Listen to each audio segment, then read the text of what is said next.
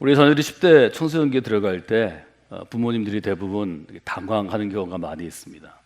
특히 첫 아이를 기를 때 이 아이들이 이제 10대 중반, 저희가 만으로 따지면 12살까지 7세에서 12세까지 초등학교 시절을 보내고 13세부터 18살까지 1318이라고 우리가 불리는 세대를 통해서 중학교, 고등학교를 나누어서 저희가 보는데요.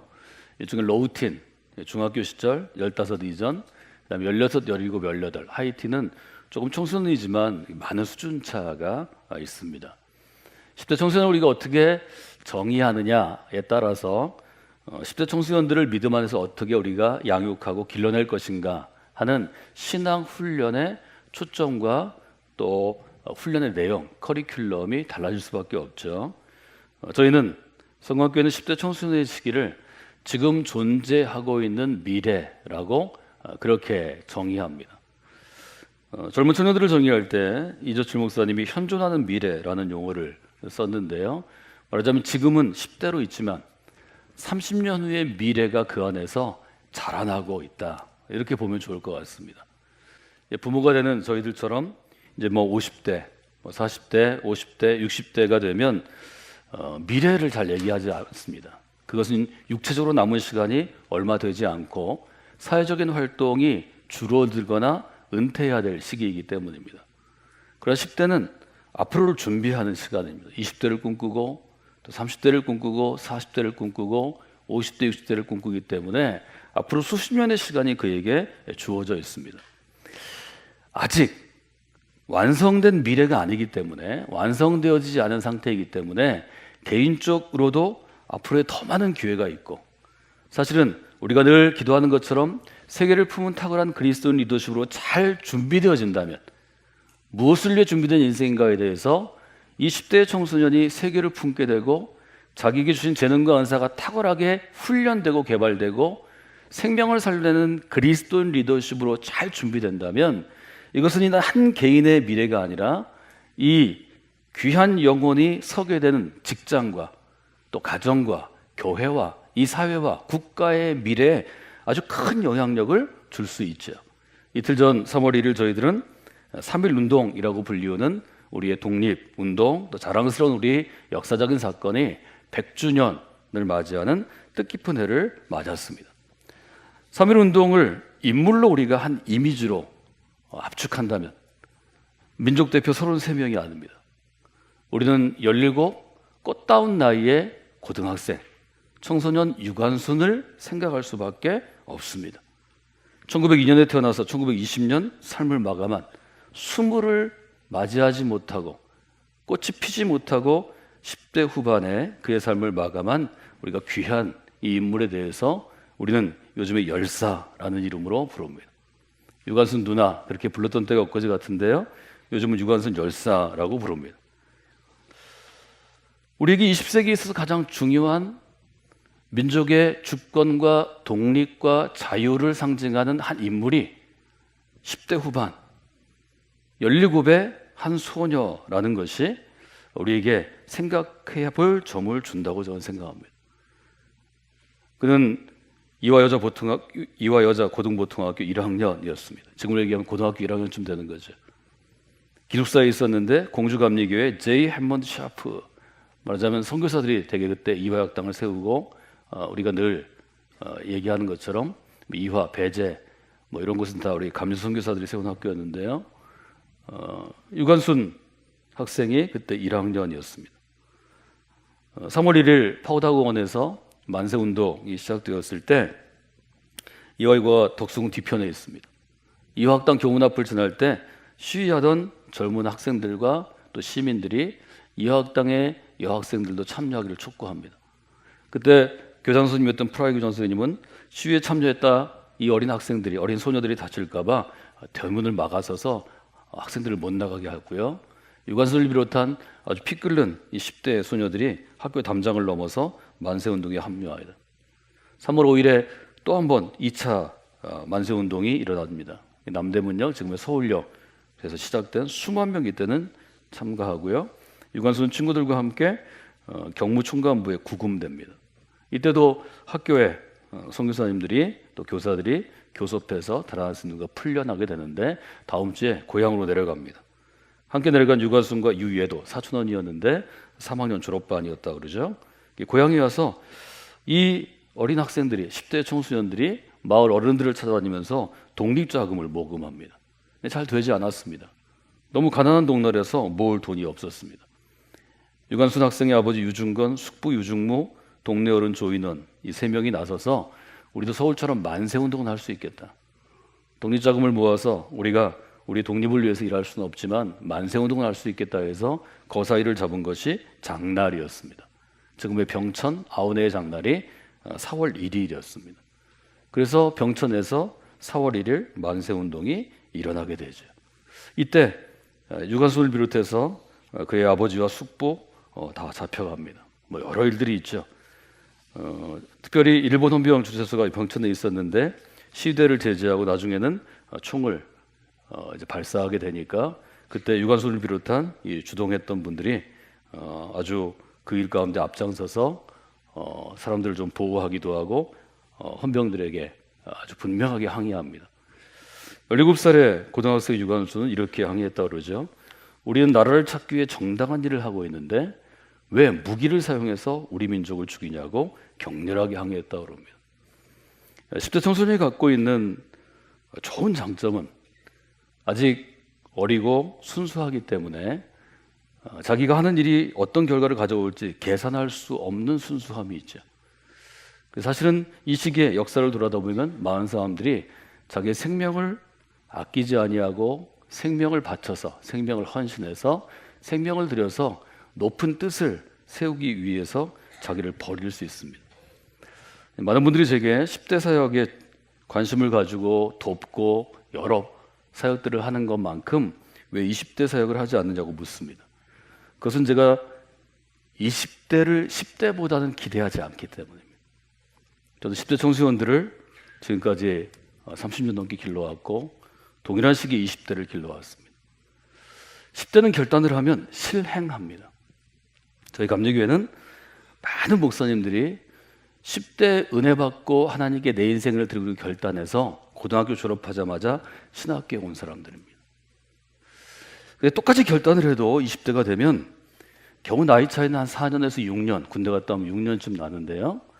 20대 중반이 되면 결단한 10명이 예를 들면 고등학교 때 결단한 10명이 바로 신학교를 가면 그중에 7, 8명이 신학교를 간다면 대학생은 10명이 결단해도 대학교 4학년이 되면 다른 생각을 합니다. 대학원 갔다 신학교 가면 더 좋지. 직장 생활을 한 다음에 가면 더 좋지. 예를 들어 고등학교 때 결단하고 고등학교 때 순수한 마음으로 신학교 문을 들여서 되는 사람들은 여러 가지 어려움을 겪어서도 20대 후반에 목회자로 목사님으로 사역하게 되는데 여전히 대학교에 가고 직장에 가면 20대 후반도 결정하지 못합니다. 저도 그 중에 하나였습니다. 전 1986년부터 대학교를 졸업한 후부터 1986년 대학교 들어간 86학번 지금 52, 53 되는 아이들인데요. 3명을 처음으로 제자훈련을 시작했습니다. 처음으로 제자훈련을 시작해서 20대를 길렀는데 20대를 기르고 나면서 청년들을 하고 나면 청년사에 가면 청년사역의 특징이 있습니다. 마음은 순수하게 결단하는데 나중에 선택할 때는 자기 유익을 따라 선택합니다. 예를 들면 이런 겁니다. 청년들은 제자훈련 열심히 하고 이제 20대니까 짝짓기하고 연애해서 결혼할 때쯤 되면 본인의 마음에 딱 드는 사람이 있으면 저한테 상의하지 않습니다. 그리고 저한테 청첩장 딱 줍니다. 주례할 수 있어요? 그거죠. 목회자인 저한테 인생의 모든 걸 맡기겠다고 울면서 서양문을 쓰고 결의문을 다 써도 결혼은 내 마음대로 내 유익대로 하는 거죠. 근데 이런 이들이 저한테 와서 이 사람일까요? 저 사람일까요? 하나님의 뜻을 물을 때가 있습니다. 한국의 20대는 똑같습니다. 예를 들면 우리 자매들 같은 경우에는 남편을 선택할 때 기도할 때는 저랑 기도할 때 그렇게 기도해요. 신앙 좋고 성품이 좋고 그 외의 건 아무것도 안 보고 제가 결심할 수 있습니다. 기도는 저한테 그렇게 부탁해요. 그런 사람 만나도록 기도해 주세요. 저 기도합니다. 기도해 주면 막 은혜를 받아요. 3년이 지났습니다. 고민이 돼서 오면 이쪽은 신앙도 좋고 성품도 좋은데 가진 게 없어요. 이쪽은 신앙도 변프고 성질도 더러우신데 가진 게 많아요. 그럼 저한테 물어봐요. 하나님의 뜻은 어디에 있습니까? 그리고 그 뜻을 놓고 또 40일 기도해 달라는 거예요. 제가 다행히 성품이 좋고 훈련 받고 세련된 목사니까 그래 40일을 내 기도해보자 이러는 거지, 속으로는 어떨까요? 네 마음대로 하세요. 아니, 두 사람 다 결혼해도 괜찮은 사람이면 자기 기준에 따라 자기 신앙 양심에 따라 결혼하면 되는데 왜 저한테 찍어달라고 부탁을 하냐고요. 뭐가 있을까요? 전 한국 사람이 비겁하다고 생각합니다. 어릴 때고 10대고 20대고 여러분 나이 40대 50대도요 목사님한테 이렇게 물어봐요. 목사님, 제가 커피숍을 할까요? 아니면 브런치 가게를 할까요? 이거 물어볼 수 있어요. 물어볼 수는 있지만 목사님이 기도해 주시고 찍어주시면 제가 믿음으로 따라갈게요. 이것은 믿음이 아닙니다. 커피 가게를 제가 하라고 그랬는데 잘 되면 저한테 뭐라고 그럴까요? 목사님이 신령해요. 전문용어로 영빨이 있으세요. 브런치 가게 하려면 잘 안 됐어요. 뭐라고 그럴까요? 목사님 기도 더 하셔야겠어요. 요즘에 은혜가 떨어졌어요. 여러분, 제 믿음은 제가 지킵니다. 여러분 믿음은 여러분이 지키세요. 여러분의 선택에 제가 책임을 지는 자리가 아닙니다. 저는 여러분이 바른 선택을 할 수 있도록 기준점을 제시하는 사람입니다. 어떻게 하면 바른 선택을 할 수 있는지를 돕는 사람입니다. 여러분의 결정은 여러분의 믿음 따라가는 것입니다. 저는 여러분들을 비겁한 그리스도인으로 길러내기를 원치 않습니다. 저는 용기 있고 담대한 사람이 되는 게 좋습니다. 여러분, 하나님께 간구하는 것과 내 믿음으로 살아가는 것은 큰 차이가 있는 것입니다. 유건순이라는 이 10대 학생이 죽음을 맞이하게 된 건 아우네 장터에서의 4월 1일 그 운동 때문이 아니었습니다. 그는 처음에는 공주지방법원에 붙잡혀갑니다. 유관순, 유중무, 조인원 이 세 사람에게 징역 5년을 판사가 선고합니다. 민족운동 33인을 했던 대표 중에 하나인 손병희에게 서울에서 징역 3년을 언도받은 것을 보면 공주의 법원은 너무 중형을 선고합니다. 상급법원에 일종의 항소하는 거죠. 이것은 부당합니다. 2심으로 올라갑니다. 결국 경성복심법원에서 유관순은 징역 3년형이 확정됩니다. 공주에서 징역을 같이 받은 사람들이 이에 불복해서 최종심 고등법원에 상고했습니다. 제가 기록 찾아보니까 우리 유관순 학생은 상고하지 않았습니다. 그때 남긴 말이 있습니다. 삼천리 강산이 어디인들 감옥이 아니겠느냐. 저는 17살 소녀죠. 아주 청년이라고 보기 어려운 고등학생의 저 결기 어린 고백이 가슴에 남습니다. 삼천리 강산이 다 일본 식민지 땅인데 어디 간들 감옥이 있겠느냐. 그리고 상고를 포기했다는 거죠. 더 중요한 것은 그가 1920년 3월 1일 3.1운동이 일어나고 1년 후에 서대문 감옥에 수감되었는데 서대문 감옥에서 그가 만세운동을 일으켰다는 것입니다. 그런데 이때 받은 고문으로 방광이 파열됩니다. 치료하지 않으니까 이 어린 소녀가 옥중에서 죽어갔는데 마지막 면회를 그 오빠가 이화학당의 선생님들과 함께 했을 때는 이미 살이 썩어가고 있었습니다. 시체는 15일간 방치됩니다. 거의 보름을 방치되다가 겨우 이화학당에서 시신을 인계받아 정동교에서 장례를 치르고 수레에 실어 이태원의 공동묘지에 안장합니다. 이후 일본이 도시개발하면서 이 묘지는 사라진 것이 우리가 알고 있는 짧은 유관순의 세계입니다. 10대 후반 고등학생 나이였다는 것에 주목할 필요가 있습니다. 4.19 혁명도 우리가 80년이라고 하는 민주화의 봄도 고등학생들 중에 희생된 사람이 많습니다. 인생에 있어서 가장 순수했던 시기가 10대가 아닌가 하는 생각을 저는 갖고 있습니다. 이것이 제가 어린아이든 청소년이든 청년들은 다 사랑하고 미래를 위해서 길러내야 될 그리스도인으로 보지만 10대에 특별히 주목하는 이유입니다. 10대는 3가지에 주목해야 합니다. 첫째, 내가 평생 그리스도인으로 살아야겠다 하는 결단이 있어야 합니다. 그리고 그렇게 살기 위해서는 어떻게 준비해야 되는가 하는 실제적인 전략과 계획, 제가 늘 얘기하는 스트래티지컬 어프로치와 액팅 플랜을 세우는 것이 10대에 시작됩니다. 이런 사람이 20대 철저하게 훈련받고 30대에 하나님이 사역의 기회를 주시고 40대, 50대에 빛나는 쓰임을 받습니다. 저는 우리 교회가 이런 앞으로의 미래, 지금 현존하고 있지만 이루어지지 않은 미래를 기대할 수 있는 인물을 세우는 교회가 되기를 원합니다. 한국에서 아니 대전 시내만 보더라도 우리 교회보다 출석 인원이 많은 교회가 여러 교회에 있습니다. 우리 교회보다 넓은 좌석을 갖고 있는 교회가 여러 교회에 있습니다. 주차 대수가 많은 교회가 여러 교회에 있습니다.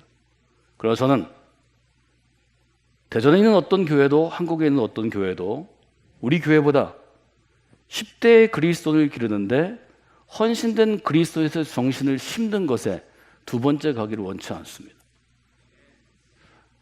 저는 그것이 거룩한 하나님을 향한 우리의 소원이 될 수 있다고 봅니다.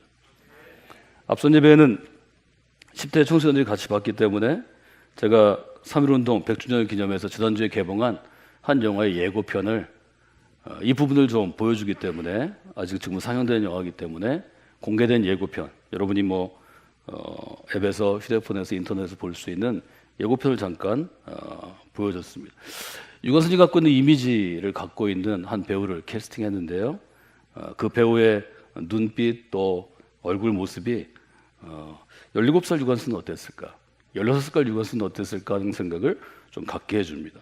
잠깐 그 예고편을 여러분들이 한번 보시면 좋을 것 같습니다.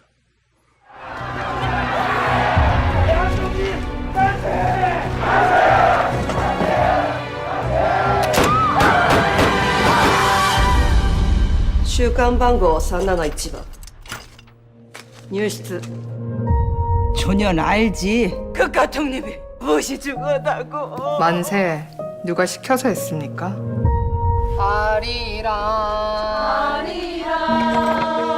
우리 또래 같은데 말 나요.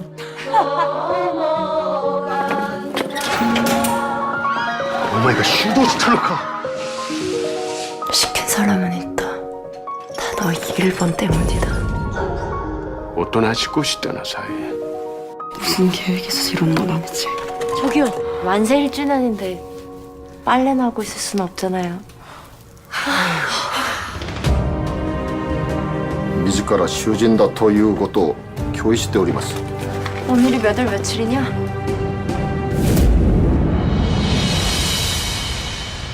この部屋で始まりました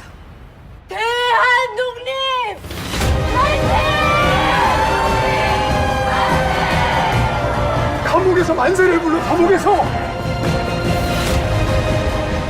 최후의 1인까지, 최후의 일가까지 떳떳하게 외쳐라. 왜 그렇게까지 하는 거요?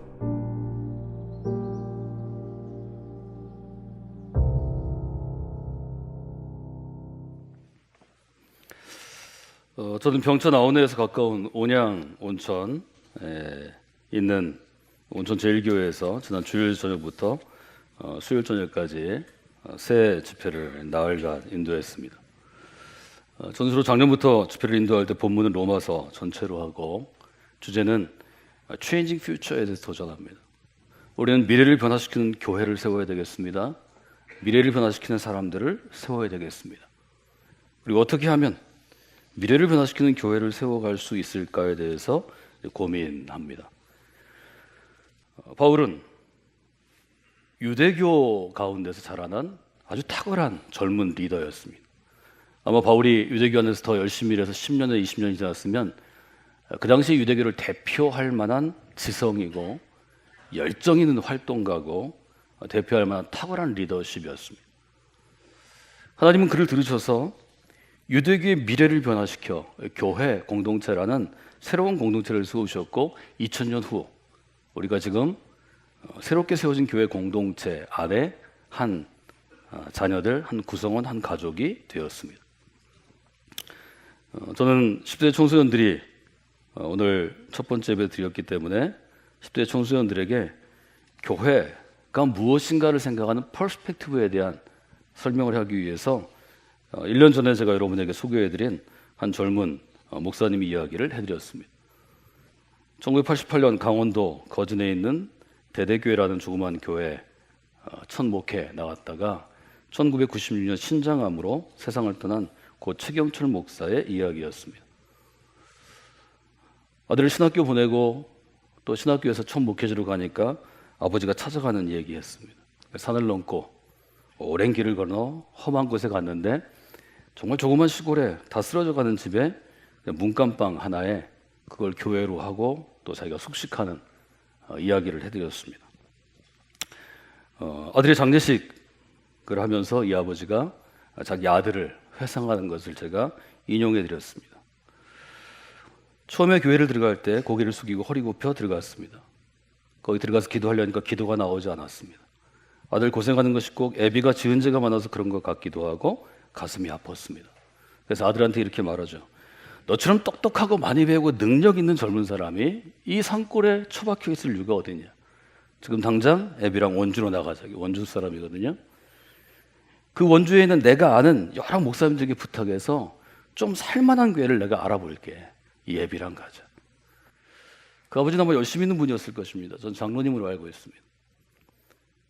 원주교회 대표적인 감리교회 좋은 목사님들과 교제하고 또 정치적으로도 이렇게 여러 가지가 있으니까 거래할 수 있는 위치에 있는지도 모르겠습니다.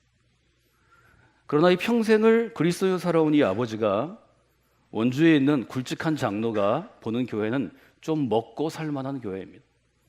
교회를 바라볼 때 눈, 그게 퍼스펙티브라는 거죠. 교회는 뭐 하는 곳이냐? 목사가 먹고 살만하면 교회라는 거죠.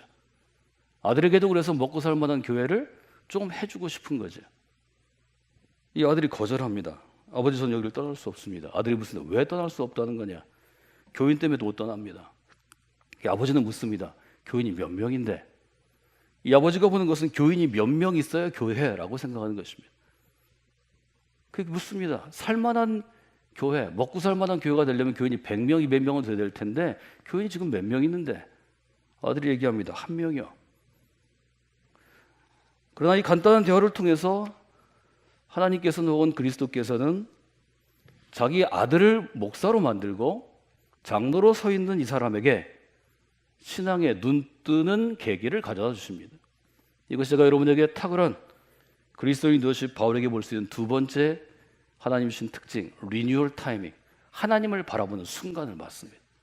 아버지는 고백합니다. 그때 알았습니다.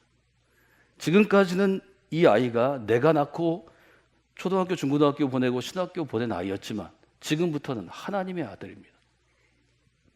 여러분의 삶 가운데 이 분명한 어웨이크닝, 영적인 각성과 도전이 있으면 여러분은 복된 신앙생활을 할 수 있습니다. 여러분의 삶 가운데 이 복된 순간이 계속해서 오지 않는다면 여러분은 교회 오랫동안 다니지만 신앙의 진수를 깨닫지 못합니다. 신앙은 종교가 될 것입니다. 매일 교회 나오는 게 힘들 수도 있을 것입니다. 헌금하는 게 고될 것입니다. 일하기 싫을 것입니다. 교회 와서 불평과 불만이 많고 성경이 얘기하는 생명과 평화와 기쁨은 주어지지 않을 것입니다. 왜 그런가요? 그리스도인은 속사람이 변화되기 때문입니다. 제가 왜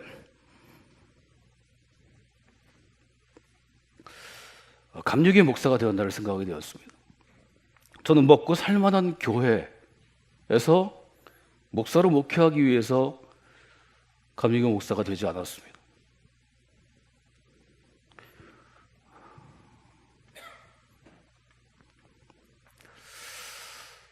이것은 감리교회 감독회장을 지내신 저희 돌아가신 아버님의 뜻이기도 했습니다.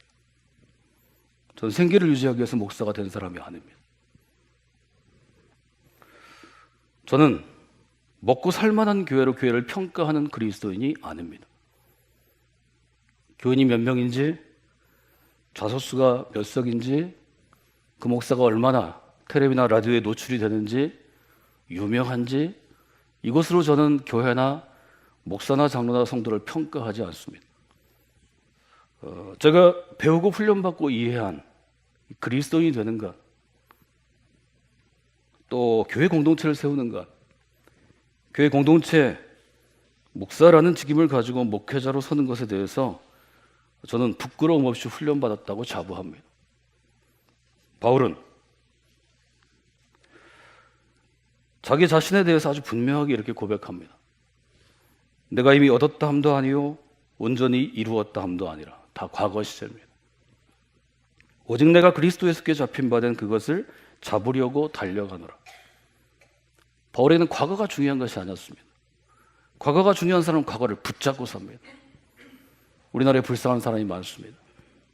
우리나라는 조선시대는 너무 못 사서 너무 힘들었고, 양반과 노비, 종의 차별에 너무 심해서 힘들었고, 그 어려운 시절 조금 겪고 나니까 일본 때문에 어려웠고, 그 다음은 전쟁했고, 가난 때문에 어려워서 이제 조금 먹고 살만해졌습니다. 저나 여러분이나 상처가 많은 사람들입니다.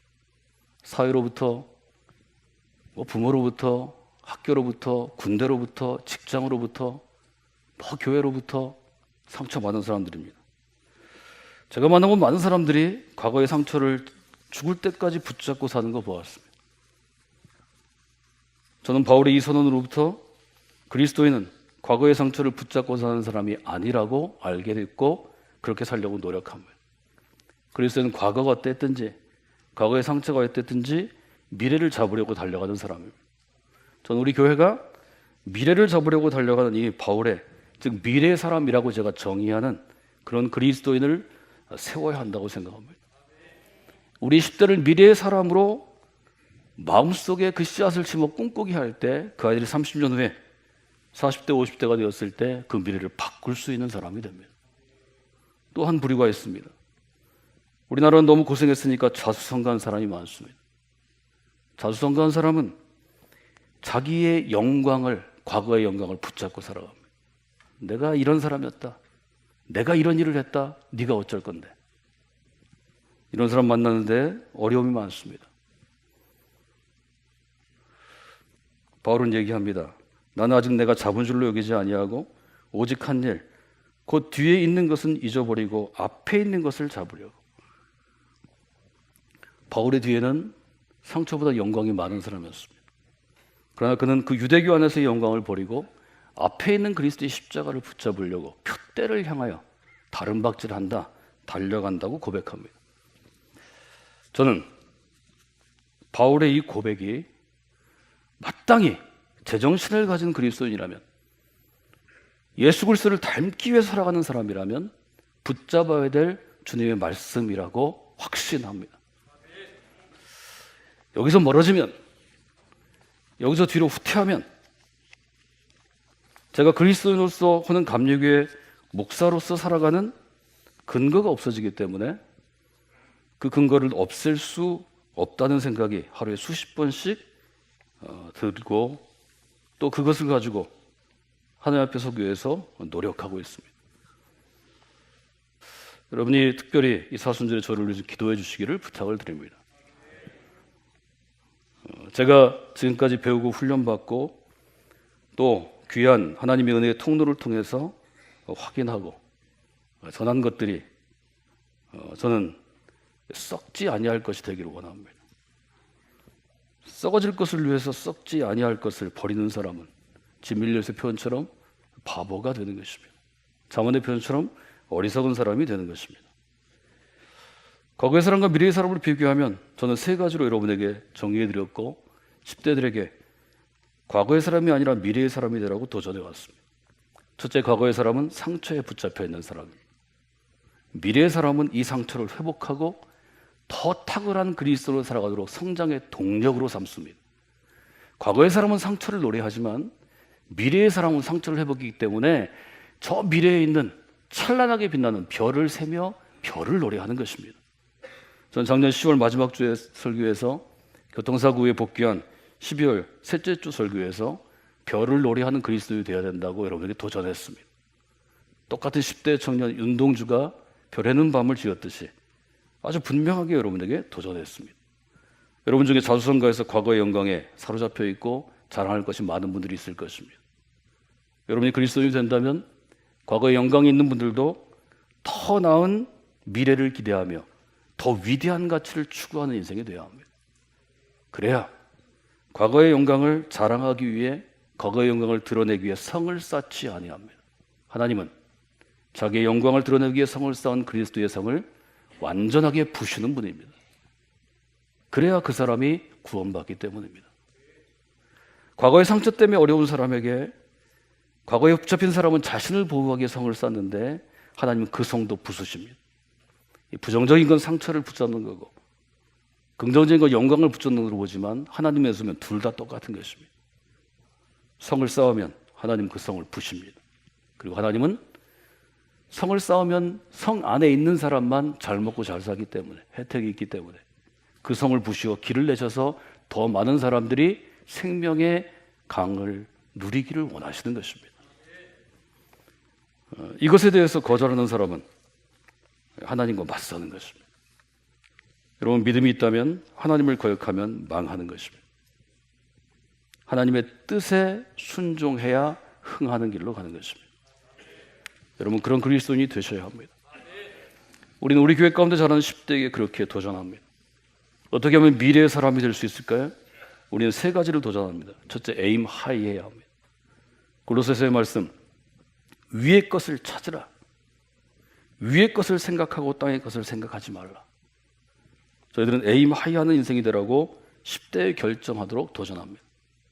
에임 하이, 청소년부라고 저희가 부르는데요. 이것은 제가 공군사관학교를 돕는, 공군사관학교 생도들을 돕는 사역을 청주에 있는 공군사관학교에 기독 교수와 함께 할 때 한 비행 교관이 제게 알려준 것입니다.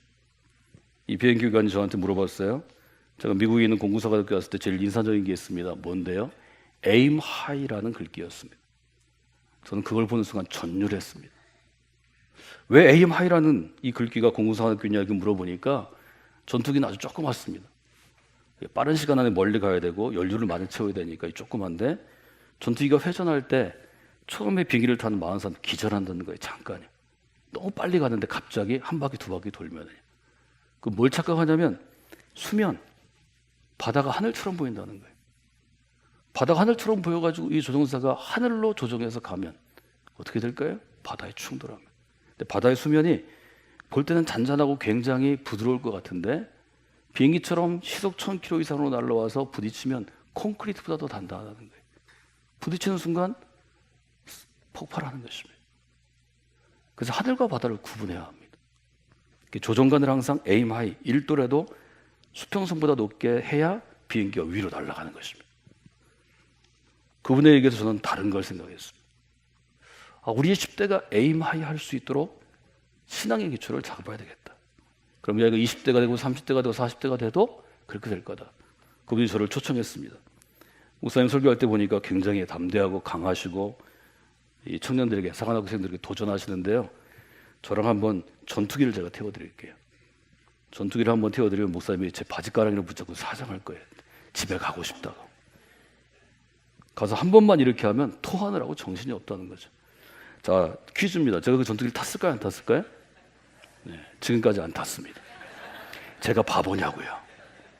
저는 그런 바보는 아니에요. 안 타고도 그럴 것이다 다 생각합니다. 제가 그 교수님 얘기를 생각할 때마다 속이 뒤집혀져고요. 그 다음부터는 청룡열차도 안 탑니다. 그때 생각나가지고 이걸 상처라고 그러는 거죠. 에임 하이 하면 그 상처를 벗어나서 플라이 하이 할 수 있습니다. 플라이 하이는 뭔가요? 날아오르는 것입니다. 독수리처럼 날아오르는 것입니다. 디모데를 향한 권면에서 디모데의 전후서는 분명하게 권면합니다. 경건에 이르도록 내 자신을 연단하라. 모든 일에 전심전력하여 너의 성숙함을 사람에게 나타내라. 플라이 하이하는 것은 영적 훈련입니다. 이건 10대 되는 게 아니라 10대 시작해서 평생토록 해서 되는 것입니다. 여러분, 저희 교회 오실 때마다 매주 훈련이라는 말을 듣기가 부담스러우실 줄로 압니다.